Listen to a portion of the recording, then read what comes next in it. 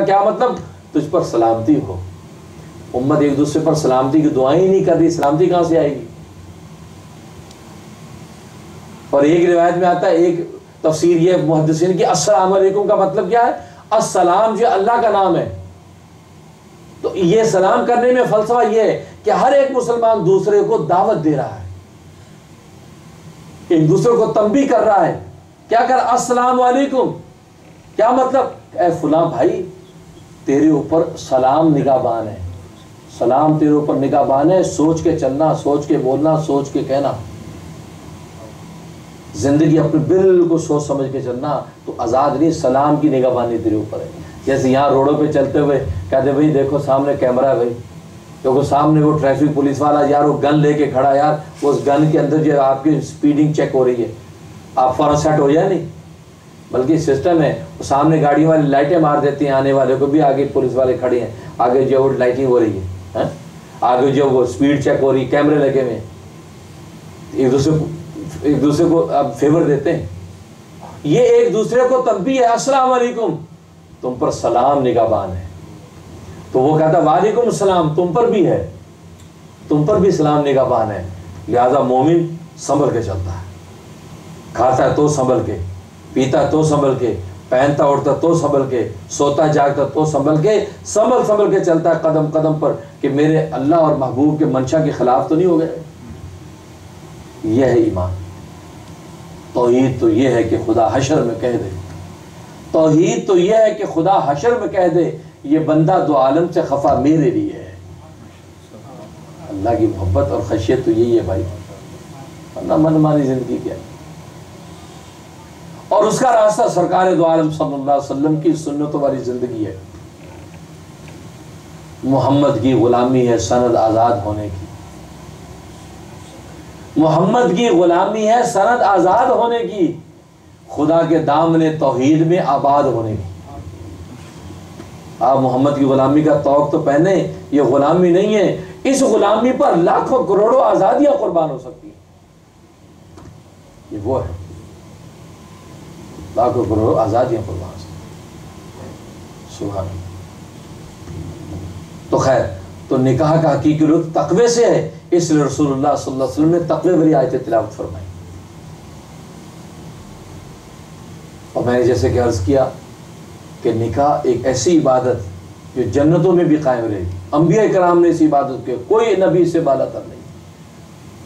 اس کی اہمیت کو آپ اندازہ لگائیں، کتنی عظیم نعمت ہے، کتنی عظیم عبادت ہے. جنتوں میں کوئی عبادت نہیں، نکاح کی عبادت وہاں قائم. ایک دو نکاح نہیں، 70 حوریں، پھر دنیا کی بیویاں. سبحان اللہ، کیسی عبادت.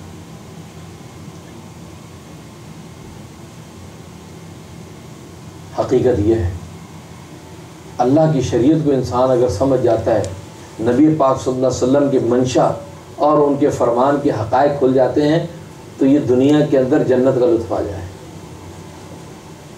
آج ہم نے اصل میں اس حقیقت کی سمجھا، من مانی زندگی گزارنے لگتے ہیں اور سوچتے کہ نہیں جی ہماری زندگی بڑی جو ہے زندگی انجوائمنٹ والی زندگی ہے، بڑی نفع ہے. ان کو خبر ہی نہیں کہ سرکار دو عالم صلی اللہ علیہ وسلم نے جو دین و دیانت کے اسباق دیے ہیں، جو راستے بتائے ہیں، اس کے سامنے دنیا کے سارے لطف ہیج ہیں جو لطف وہاں پہ ہے. لیکن آج ہمارے مزاج بگڑ گئے ہیں. اس لیے حکیم علوم تھانوی رحمۃ اللہ علیہ فرماتے ہیں کہ اگر کسی کو گلاب جامن کڑوا لگے، پانی کڑوا لگنے لگے، تو سمجھو اس کو بخار ہوا ہے، اس کا مزاج بگڑ گیا ہے. بخار والے کو گلاب جامن میٹھا نہیں لگتا، اس کو پانی کڑوا لگتا ہے. پانی کڑوا نہیں ہوا، اس کا اندر کا مزاج بگڑ گیا ہے. فرمایا بالکل اسی طریقے سے جس کو رسول اللہ صلی اللہ علیہ وسلم کی سنتیں میٹھی نہ لگیں، اس کا اندر کا مزاج بگڑ گیا ہے، اس کے ایمانی اور روحانی مزاج میں خرابی آ گئی ہے. اس کو اپنا علاج کرانا چاہیے. تبھی رسول اللہ کی میٹھی سنت اس کو کڑوی لگ رہی. اور فرمایا کہ سانپ ڈسے ہوئے کو پیاز میٹھا لگتا ہے. سانپ جس کو ڈس جب پیاز کھائے، اس کو پیاز یوں کھاتا جیسے سیب کھا رہا ہے. کلو 2 کلو پیاز کھلا دو، کھاتا ہے وہ، ورنہ ویسے پیاز کی ایک پھاڑی نہیں کھائی جاتی، اس کو میٹھا لگتا ہے. فرمایا کہ دیکھو پیاز کا میٹھا لگنا یہ خطرے کی نشانی ہے اس کا مطلب ہے کہ سانپ کے زہر کا اثر چڑھ گیا ہے. بالکل اسی طریقے سے اگر تمہیں مغربیت کی دنیا کے کلچر رسول اللہ صلی اللہ علیہ وسلم کی سنتوں کے مقابلے میں اچھے لگنے لگے تو معلوم ہے کہ مغربیت کا ازدہ تمہیں ڈس گیا ہے.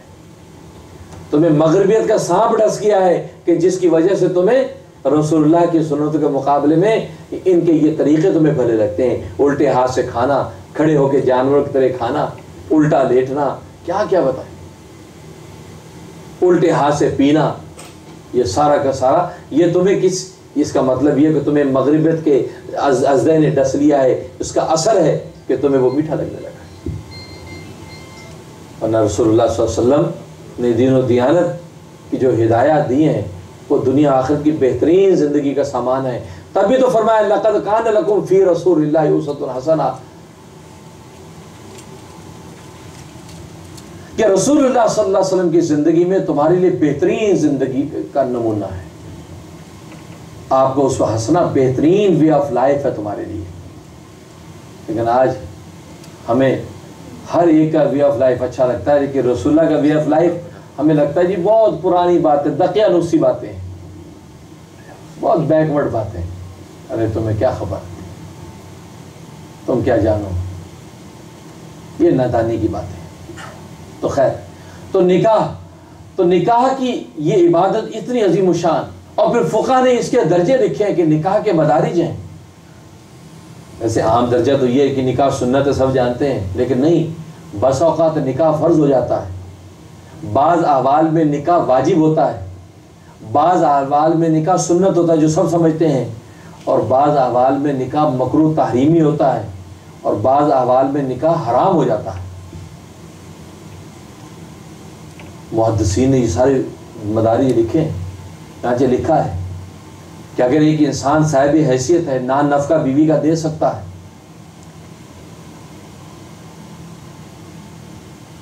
لیکن اس کو زنا کے اندر مبتلا ہونے کا یقین ہے کہ اگر میں نکاح نہیں کروں گا زنا میں یقیناً مبتلا ہو جاؤں گا، تو اس شخص کے لیے نکاح کرنا فرض ہے، فوراً نکاح کریں.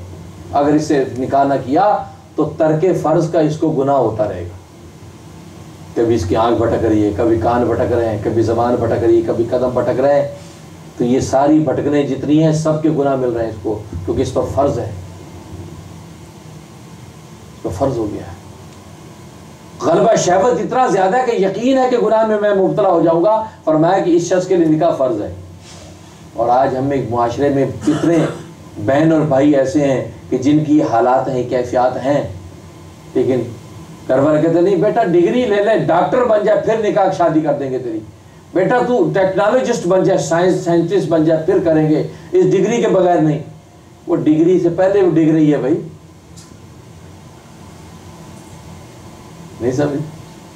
پنجابی میں نے کہا ڈگری سے پہلے ڈگ رہی ہے، ڈگنا ہوتا ہے ڈگنا، وہ ڈگری سے پہلے ڈگ رہی ہے، وہ کسی کے ساتھ نکل لیتی ہے پھر. اور اللہ تعالیٰ معاف کرے، برے وقت سے بچائے. یہاں کے ملکوں میں تو آپ خود مجھ سے زیادہ جانتے ہیں، مسلمان بچے کوئی سکھ کے ساتھ بھاگ رہی ہے، کوئی ہندو کے ساتھ بھاگ رہی ہے، کوئی گورے کے ساتھ بھاگ رہی ہے، اور ابھی یہ اسی انتظار میں تھا کہ یہ ڈاکٹر بنے گی. ماشاءاللہ نہیں. اور آج تو یہ انٹرنیٹ کی بیماری نے تو گھر میں ہی سارا کچھ کھول دیا. پورا سینما ہال گھر میں ہے، ساری فحش عیاشی گھر میں ہے. جیسے ہوتا ہے ام الامراض، یہ ام الخبائث، یہ انٹرنیٹ کے ساری یہ ماں ہے ساری برائیوں کی. ہم تو ٹی وی کو روتے تھے، ٹی وی تو بیچارہ بڑا شریف آدمی ہے، ٹی وی میں تو آن کر دو جو ہے نکل جاتا ہے نا، او یار ہو پتہ نہیں اگلی قسط میں پتہ نہیں کب نکل لیا، وہ رہا ہے، ایک دفعہ کسی نے دیکھا نکل. انٹرنیٹ پہ گھما گھما کے دیکھو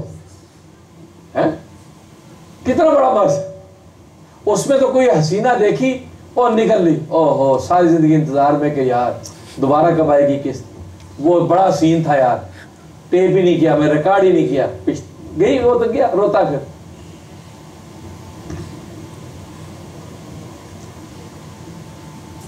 ایسے لطیفے کی بات ہے، ایک صاحب تھے، کوئی بھی ہوں گے، دیہاتی ہوگا، کوئی پٹھان جی ہوگا، کہتے سینما جاتے تو سینما جاتے تھوڑی دیر بیٹھتے اٹھ کے آ جاتے. کہتے شروع میں سین دکھاتے اس کے اندر تھوڑا سا بڑا ہریالی ہے, کوئی خاتون وہاں پر موجود ہے, اور جناب وہ نہانے کی جناب ساتھ جھیل ہے, تو نہانے کی تیاری کرتی ہے بیچاری. جیسی وہ تیاری کرتی ہے ٹرین آج سامنے سے گزرنے لگ جاتی ہے. جب تک ٹرین گزرتی ہے وہ اس وقت تک جو ہے